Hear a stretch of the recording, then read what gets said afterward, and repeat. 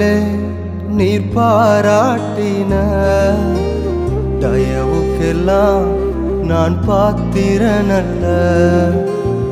இதுவரையில் நீர் தாங்கினதற்கு எவ்வளவும் நான் தகுதியும் இல்லை. என் வாழ்விலே நீர் பாராட்டின தயவுக்கெல்லாம் நான் பாத்திரனல்ல. இதுவரையில்